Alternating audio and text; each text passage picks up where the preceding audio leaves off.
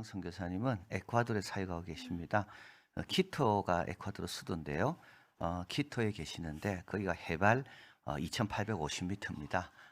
그래서 제가 그 키토에 가서 막 머리가 얼마나 아프고 어지럽고, 예, 근데 거기에 지금 13년째, 14년 사역하고 계십니다. 여러분들 라면 봉지 이런 거 가져가면 팽창해가지고 뺑뺑하게 있는, 예, 그런 곳입니다. 참 그 힘든 곳에서 지금 14년째 지금 사역하고 계십니다. 우리 나오셔서 말씀 주실 때 많은 은혜 받으시고요. 할렐루야로 환영하겠습니다. 할렐루야.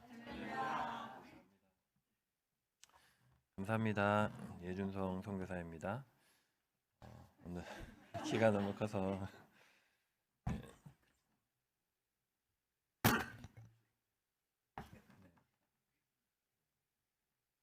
담임 목사님이 작은 키가 아니신데 제가 네.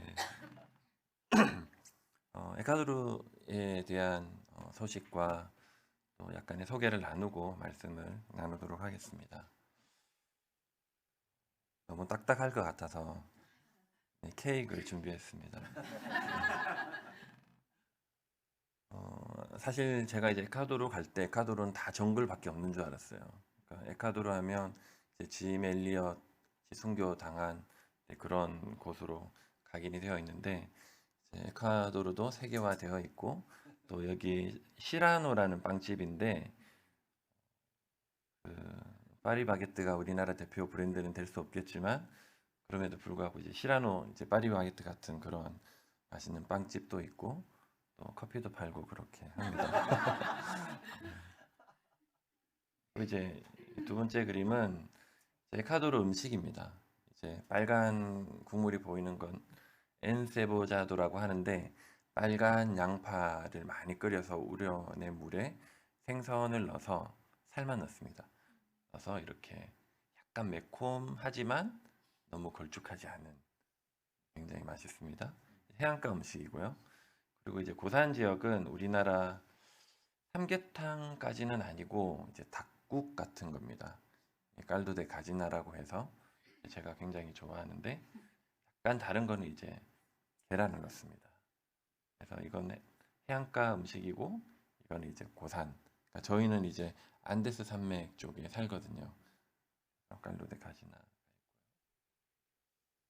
그리고 이 사진은 기독교 라디오 방송국입니다. 우리나라 그 극동 방송처럼 여기 보면 HCJB 이렇게 되어 있는데, 이제 스페인어로 하면 이제 아체세 호타베 이렇게 읽습니다. 오이 그리스도 헤수스 벤디세, 오늘 그리스도 예수께서 축복하신다, 이런 뜻을 가지고 있고요. 1930년에 세워졌고 90년 가까이 되었습니다. 라디오 방송국이고, 그리고 이제 그 방송국 안에 이제 GMTC 같은 선교 훈련원이 있습니다. 그래서 훈련원 스태프들입니다.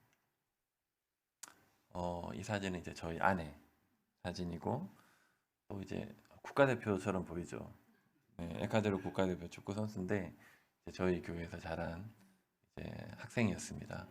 이번에 6월인가 20세 이하 청소년 월드컵 때 에콰도르하고 했잖아요. 그러니까 저희는 에콰도르 응원했는데 이제 그때 출전을 잠시 했습니다. 안타깝게 에콰도르가 져가지고 마음이 너무 아팠습니다. 에콰도르 동전이고요. 에콰도르 동전은 그 이제 1달러짜리 동전입니다. 그러니까 1달러 에콰도르에서 쓰는 동전을 보면 한 면은 미국의 상징이 있고 또 다른 한 면은 이제 에콰도르의 상징이 있습니다. 그러니까 미국 역대 대통령이나 이제 자유여신상이 있고, 또 이제 저 가운데 위에 보면 에콰도르 원주민 이제 여자분이 아이를 메고 있는 에콰도르 상징이 또 동전의 한쪽에 있습니다. 또 다른 동전은 보면 이제 그 에콰도르를 상징하는 독수리가 있거든요. 근데 그때 사진을 찍을 때 그 동전은 없어가지고 저희 가정은 아내랑 그리고 첫째 딸 수아 그리고 둘째 주원이 이렇게 입니다. 다 바뀌었는데 옷은 그대로죠. 네. 5년 전에 저희 딸이 이제 초등학교 졸업할 때 사진입니다. 에콰도르는 저기 이제 남아메리카 대륙에 이제 저쪽에 위치하고 있습니다. 자세히 보면 심장처럼 생겼습니다. 사람의 심장처럼 생겼고 단위 면적당 전 세계에서 물이 가장 많은 나라입니다. 저희 가정은 2011년에 에콰도르로 갔습니다. 저희가 에콰도르를 선택한 것은 이 당시에 이제 저희 선교부에 GMP에 에콰도르에 충원되는 선교사가 없어서, 물론 변진석 이제 선교사님의 영향도 조금 있었지만 충원되는 선교사가 없어서 그때 한 가정이 남아 있었거든요. 그래서 이제 에콰도르로 가기로 결정을 했습니다. 저희 딸이 이제 도착하고 얼마 되지 않아서 저희가 사는 이제 끼또 지역 이렇게 손을 가리키고 있는 모습입니다. 이 지도를 보면 이제 에콰도르의 고도가 이제 나타납니다. 이제 노랗고 더 갈색인 부분은 고도가 높은 곳이고, 그리고 이제 하얀 쪽은 고도가 낮은 곳이고, 그리고 이제 푸른 쪽은 이제 정글 쪽입니다. 저희 소망교회가 있는 지점이 저기 하얀 곳의 어느 곳이고, 저기 이제 그 하늘과 언덕이 마주하는 곳이 저렇게 보여도 한 3,600m 정도 됩니다. 3,600m 되고, 그 밑에 한 2,850m 되고요.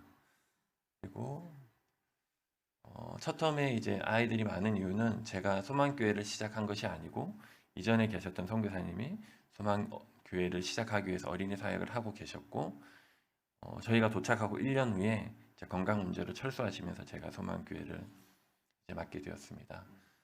소망교회는 북쪽의 언덕이라는 이름의 꼴리나스 델 노르테라는 지역에 첫 텀 때 저희 둘째 아이가 태어났고요. 현지인의 사랑을 많이 받고 자랐습니다. 첫 텀 때는 사실 언어를 배우고 하면서 시간이 거의 다 지나갔고 잘 적응할 수 있었습니다. 첫 텀이 끝날 무렵 아내에게 약간 우울증이 왔어요. 그래서 한국으로 들어와서 안식년을 가졌고 다음 사역을 준비를 했습니다. 두 번째 텀은 코로나 전까지 이렇게 사역을 했던 것 같습니다. 소망교회를 세우는 데 집중을 했고, 또 현지인 사역자들과 협력할 수 있는 기회를 가졌고, 또 이제 아내는 한국어 교육 사역을 준비하는 그런 시간을 가졌습니다. 저희 교회 성도들이고 이제 예배드리는 모습이고, 또 이제 두 번째 텀에 찍은 사진인데 지금 가운데 있는 이 빌마 자매가 지금 목사님이 되셔서 저희 교회를 인도하고 계십니다. 성도님의 집인데 자세히 보면 이 블록이 보이시죠? 벽에 블록이 보이고 위에 나무를 대고 그냥 양철판을 이렇게 덮어둔 가정입니다. 두 번째 텀까지 코로나 전까지는 그래도 이제 매주 성도님 집을 이렇게 방문하면서 목자 모임을 이렇게 가지고 성도님들을 알아가려고 노력을 했습니다. 지금은 치안이 너무 위험해져서 밤에 이제 나가지는 않습니다. 저희 GMP와 이제 현지 선교단체가 이제 4개의 교회를 개척했습니다. 4개를 개척하고 저는 세 번째 교회를 맡고 있고요. 그리고 매년 부활절 때 함께 모여서 이렇게 세례를 주고 있습니다. 그리고 저희 교회는 건물이 없고 이제 렌트를 해서 매월 이렇게 작은 돈을 지출을 하고 운영을 하고 있고, 또 성도님들께 헌금을 가르쳤습니다. 그러니까 제가 떠나도 교회가 유지될 수 있도록, 그래서 힘껏 성도님들 형편에서 헌금을 하고 있습니다. 아리엘 그 국가대표 선수 이제 세례 받았을 때 13살 때 사진. 그리고 두 번째 텀에 제가 현지 선교단체로 정착을 했기 때문에 여러 선교사들과 또 여러 나라의 선교사들과 교제할 수 있는 축복도 누렸고 또 함께 사역할 수 있는 기회도 가졌습니다. 저희 딸을 제가 또 선교지에서 세례주는 기쁨을 누렸고요. 목장 모임의 가장 에너지를 많이 쏟았던 것 같습니다. 함께 말씀을 읽고 나누고 또 성도님들이 할 수 있을 만큼 또 준비를 해서 저녁을 먹고 이렇게 마치는 모임이었습니다. 2019년에 코로나 전이었지만 성도들에게 앞으로 교회를 어떻게 할 것인가에 대한 고민을 나누었습니다. 궁극적으로 선교사는 떠나게 될 것이고 여러분들이 교회를 잘 준비하면 좋겠다. 사실 이 성도의 반 정도가 예배에 참석하는 성도였고 수련회를 한다니까 또 안 오던 성도들이 또 갑자기 와서 인원이 잠깐 일시적으로 많아졌습니다. 아내는 한글학교부터 시작을 해서 이제 한국어 교육원 사역을 잠시 했었습니다. 그리고 이 사역을 준비하기 위해서 또 한국어를 가르칠 수 있는 공부도 했었습니다. 그리고 코로나가 갑자기 일어났습니다. 그러니까 중국 다음으로 이 당시에 가장 코로나가 이슈가 됐던 것이 에콰도르였습니다. 갑자기 쓰러져서 넘어지는 사진도 영상도 너무 많이 나왔고 그 뉴스가 나오면서 갑자기 저희 아파트 앞에 앰뷸런스가 오더니 환자를 치러 가는 거예요. 그래서 저희들도 아주 긴장했었습니다. 2년 동안 아이들이 집에서 공부를 했고 사실 저희가 들어온 거는 이제 둘째 아이 사실 문제 때문에 들어왔는데 아마 이때 눈에 좀 영향이 많이 갔던 것 같아요. 수술은 이번 주 이제 지난 금요일 날 했고 어제 퇴원해서 지금 회복하고 있습니다. 코로나 때 직간접적으로 저희 교회 성도님들 가정 그리고 또 친지분들이 돌아가시기도 했습니다. 그래서 예배를 부탁을 해서 예배도 장례 예배도 인도하고 또 힘이 닿는 대로 또 성도님들 중심으로 도움을 드리기도 했습니다. 그리고 비대면 기간에 2년 동안 저희가 할 수 있는 것이 무엇일까 고민을 했고 또 이제 교회를 이양을 하려면 이제 빌마 목사님 같은 경우는 이제 신학교에서 공부를 했지만 이제 나머지 장로님들이 되실 만한 분들은 신학 그런 배경이 없기 때문에 이제 강의식 큐티를 통해서 설교를 어떻게 준비해야 되는지 나누는 시간을 가졌습니다. 그리고 팬데믹이 끝날 때쯤 성도들이 다시 모여서 예배드리자 그렇게 해서 야외 예배를 시작을 했고 저희 교회가 너무 작은 곳이라 리모델링이 필요했습니다. 정부 규정에 맞게 조금 더 늘리는 그래서 자질구레한 짐들은 버리고 교회 공간을 조금 더 확보를 해서 같이 일을 해서 이 교회 모습이 바뀌고 지금은 이 자리에서 함께 예배를 드리고 있습니다.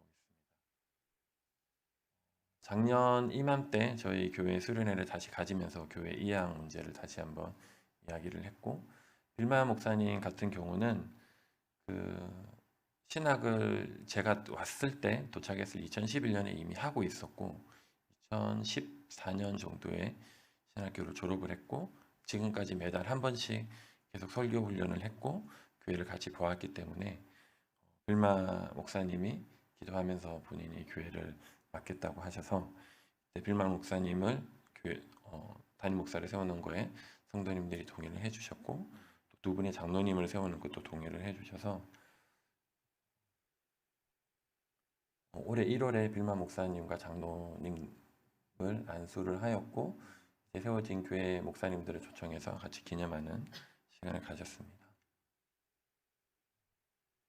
이제 아메라는 단체와 GMP라는 단체가 함께 교회를 세웠다는 것을 같이 확인을 하였고 제가 처음 도착했을 때 가르쳤던 선생님들의 세대가 바뀌었어요. 지금 한국도 그렇지만 너무 바쁘잖아요. 대학생들이 되고 직장인이 되면 그래서 새로운 이제 학생들을 조금씩 준비를 하고 있습니다. 아내는 한국어를 정식으로 가르치기 위해서 배웠고 또 한글 학교에서도 가르쳤고 또 아카데미를 해서 그 대사관에서 센트럴 대학이라는 곳에 세종학당을 세우기를 원했는데 이제 그곳에 현지 교사로 이제 사역하고 있습니다. 이 당시에 자격증이 있는 분이 저희 아내밖에 없어가지고 아내가 이제 선지교사로 사역을 하고 또 잘 가르칩니다. 저희 아내지만 잘 가르칩니다. 정말 잘 가르치고 네, 모두가 인정을 합니다. 에콰도르에서 제일 잘 가르친다고. 2년 동안 또 비대면으로 가르쳤고요.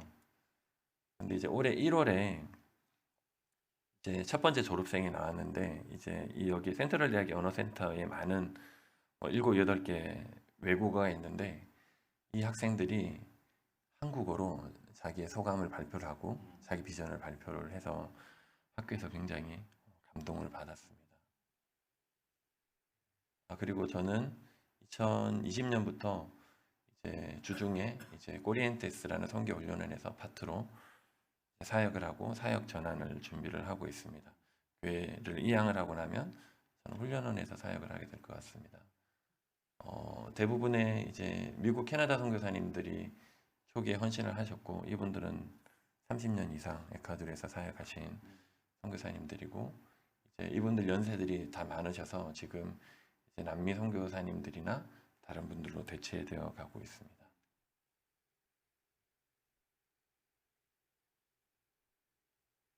저는 멘토링과 교회 개척 강의, 선교 실제를 강의를 하고 있습니다.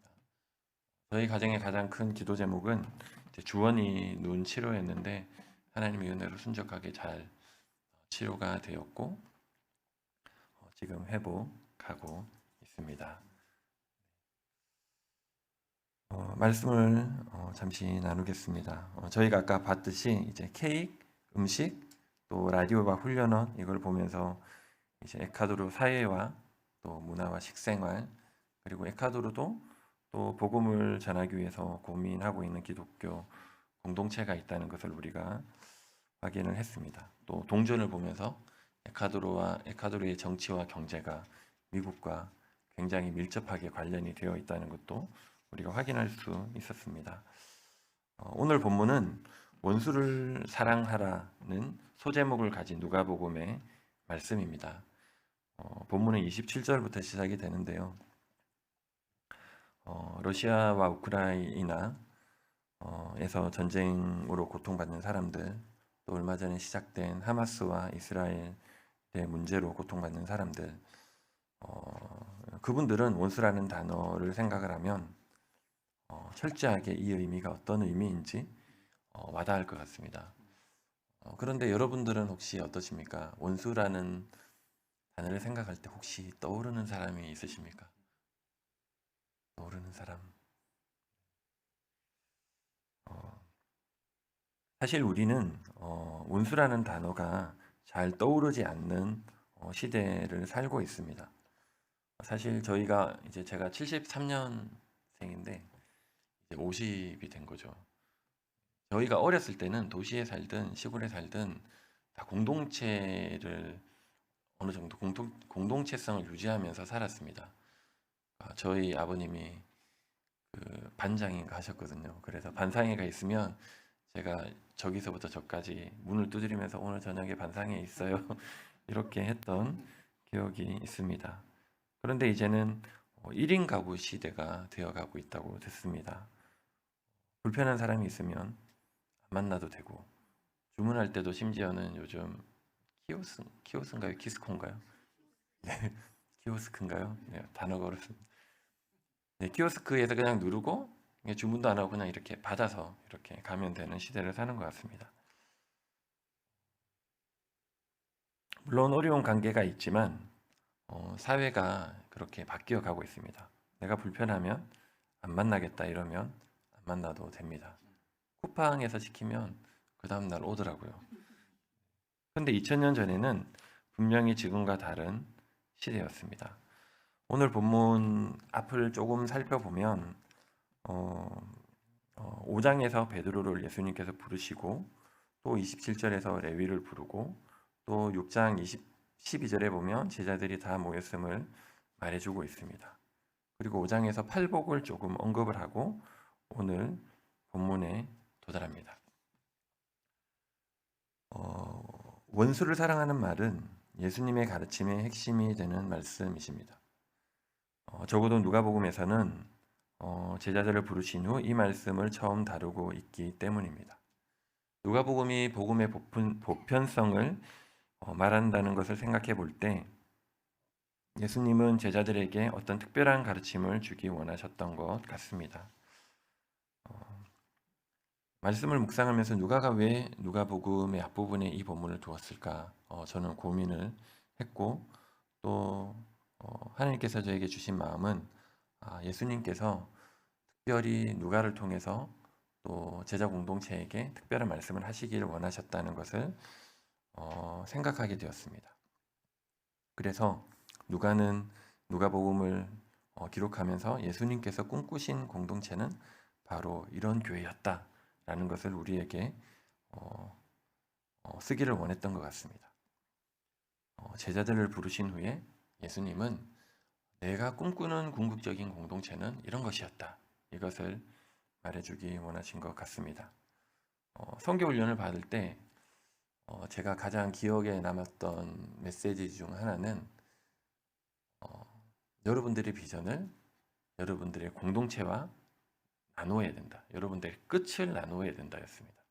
엔드 비전을 나누어야 된다. 여러분들이 교회를 하든 소그룹을 하든 제자 공동체를 하든 여러분들의 끝은 어디인지를 공동체와 나누어야 된다. 이 말씀을 교수님들이 해주셨습니다. 아마 예수님도 그 끝을 숨겨졌지만 제자들에게 나누시기 원하셨던 것 같습니다. 예수님께서 꿈꾸신 공동체는 사랑을 가진 공동체였습니다. 제자 공동체는 사랑을 가져야 한다. 이것이 예수님께서 꿈꾸신 공동체였습니다. 담임 목사님께서 한 달 전에 전화를 주셨습니다. 일본 단기 선교를 위한 예배가 있는데 또 말씀을 나누어 주시면 좋겠다고 말씀하셨습니다. 여러분 일본 어떻습니까? 일본 사랑하십니까? 네, 사랑해야 합니다. 네. 사실 일본도 어떤 시점에서는 그리고 어떤 부분에서는 정서적으로 굉장히 우리나라와 어려운 나라입니다. 분명히 한 시대에서는 우리나라의 원수였던 그런 나라였습니다. 임진왜란도 있었고 또 우리나라를 또 지배했던 시절도 있었습니다. 오늘 본문을 이해하기 위해서는 이 예수님께서 사셨던 시대에 대한 생각을 조금 하는 것이 도움이 될 것 같습니다. 예수님은 로마 제국 시대에 사셨습니다. 제가 로마의 역사를 조금 살펴보았는데 로마 왕국은 기원전 750년경에 그 이탈리아 반도 끝자락에서 시작이 되었습니다. 그리고 기원전 500년경에 로마 공화국으로 성장을 했습니다. 그리고 그 로마 공화국이 더 성장해서 기원전 27년경부터는 이제 유럽을 지배하기 시작을 했습니다. 그리고 기원전 20년경에 이스라엘 해변까지 도착을 했고 그리고 마침내 그 서기 140년경에는 이스라엘 전역을 다스리기 시작을 했습니다. 그러니까 예수님의 유년 시절 그리고 공생의 시절은 어쩌면 로마가 가장 이스라엘을 치열하게 다스리기 위해서 노력했던 시기였던 것 같습니다. 침략 국가로 가장 활발하게 또 이스라엘에 영향을 미친 시기입니다. 여러분 원수의 정의가 무엇입니까? 원수. 제가 사전을 보니까 한 3가지 정도로 이제 정의를 해놓았습니다. 첫 번째는 나쁜 의도로 상대를 대하는 사람. 그리고 두 번째는 공동체나 나라가 전쟁으로 대항하는 상대. 그리고 세 번째는 과거로부터 가족이나 친족을 죽이거나 한 사람. 한국 사람들은 몇 번일까요? 3번이죠. 예, 한국 사람들은 3번입니다. 예. 저희가 있는 에콰도르는 스페인어권입니다. 이제 스페인어로 이제 저는 설교를 하기 때문에 이 원수라는 단어를 읽을 때 스페인어를 보게 됩니다. 이제 원수라는 단어는 에네미고라는 단어입니다. 에네미고. 네. 근데 친구라는 단어는 아미고입니다. 그러니까 에네미고, 아미고 약간 닮았죠. 그렇죠? 네. 그 원수라는 뜻은 사전의 뜻을 찾아보면 친구가 아니다라는 뜻입니다. 아미고가 친구니까. 이 단어는 로마 라틴 시절에 이제 생성이 된 건데, 그 로마 시대에는 딱 두 부류의 이제 사람들만 존재했습니다. 로마 시대에는 로마 시민인 사람들과 식민지 사람. 로마 시민과 식민지. 다시 한번 정리하겠습니다. 원수라는 단어의 어원은 친구에게서 왔습니다. 친구가 아닌 사람을 원수라고 합니다. 그렇다면 친구의 어원은 무엇일까요? 친구의 어원은 아모르라는 뜻입니다. 사랑. 한 번쯤 들어보셨을 것 같습니다. 그러니까 두 사람이 손을 잡고 걸어갈 때 모습을 보면서 사랑을 나누는 사람. 그래서 그 단어가 친구가 된 것입니다. 그러니까 로마 사람들의 관점에서 이제 이스라엘 사람들은 식민지 사람들이었고, 그 식민지 사람들, 이스라엘 사람들의 관점에서 로마 사람들은 지배자였고 원수였습니다.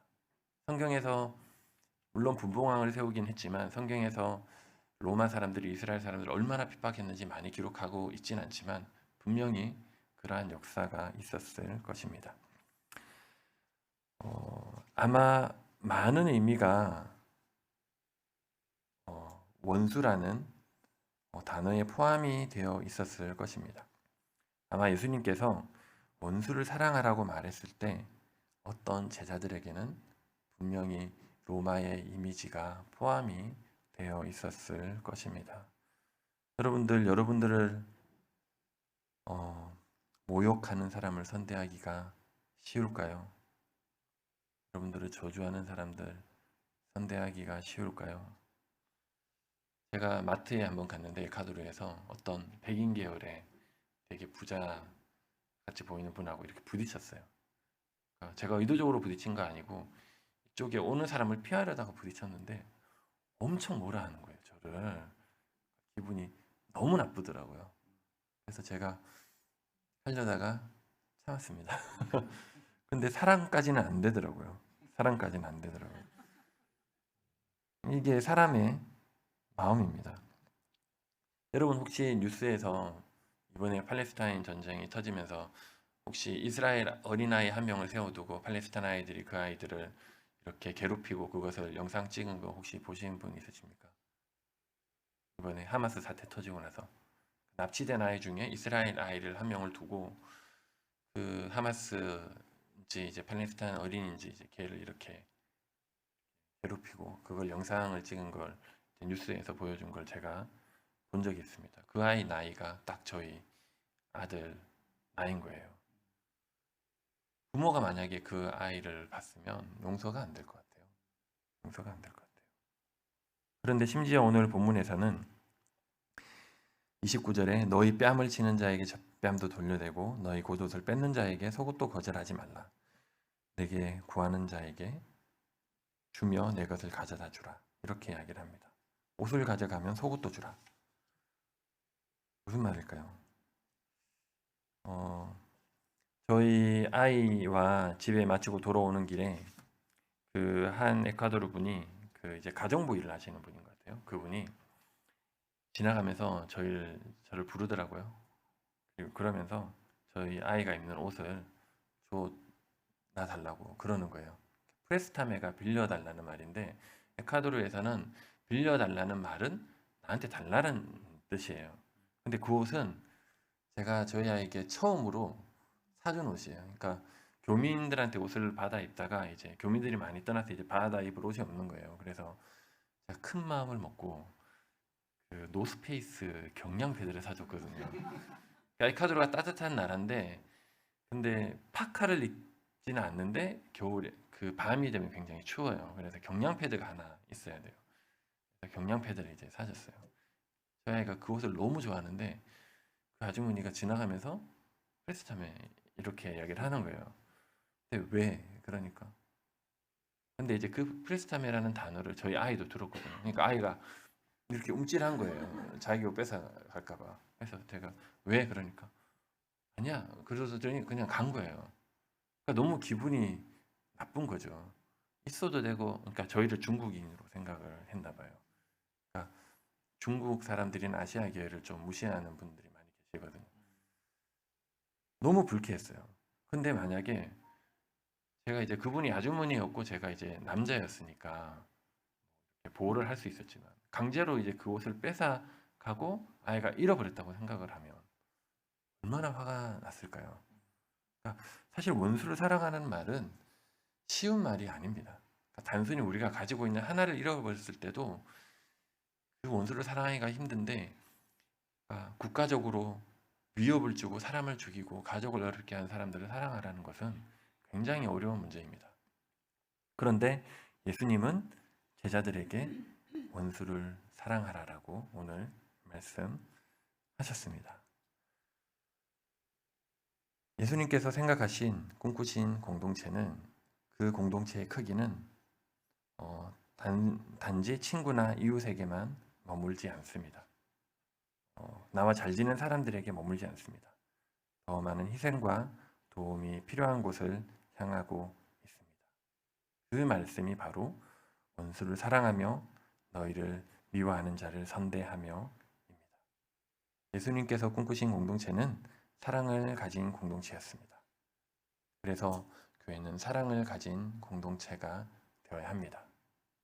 사실은 교회는 사랑을 가진 공동체보다 그 이전에 사랑이어야 합니다. 예수님은 복음이 유대에만 머무는 것을 원치 않으셨습니다. 예수님은 복음이 유대를 넘어 이방까지 편만하기를 원하셨습니다. 그리고 그 복음이 우리가 가장 어려워하고 불편해하는 사람들까지, 친구가 될 수 없는 사람들까지 전해지기를 원하셨습니다. 예수님이 꿈꾸신 공동체는 그런 공동체, 그 일을 감당하기 위해 제자들을 부르시고 비전을 나누셨습니다. 이한교회 무슨 뜻입니까? 이한교회. 이 세상에 예전에 금요기도회 때 왔을 때 목사님께서 말씀해 주셨어요. 이 세상을 위한 한 교회. 이 세상을 위한 한 교회. 이한교회가 그 공동체의 사랑을 가진 공동체가 되기를 바랍니다. 이번에 일본의 장기 팀으로 가시는 한 분 한 분이 그 사랑을 보여주시기를 주님의 이름으로 축원을 드립니다. 기도하겠습니다. 하나님 감사합니다. 이 세상을 위한 하나의 교회로 이한교회를 부르셨습니다. 예수님께서 꿈꾸신 공동체는 사랑이 있는 공동체였습니다. 예수님께서 꿈꾸신 교회는 사랑을 가진 교회였고 예수님께서 꿈꾸신 교회는 사랑이었습니다. 그 사랑을 전하는 교회가 될 수 있도록 주님 인도하여 주시옵소서. 예수님의 이름으로 기도드립니다.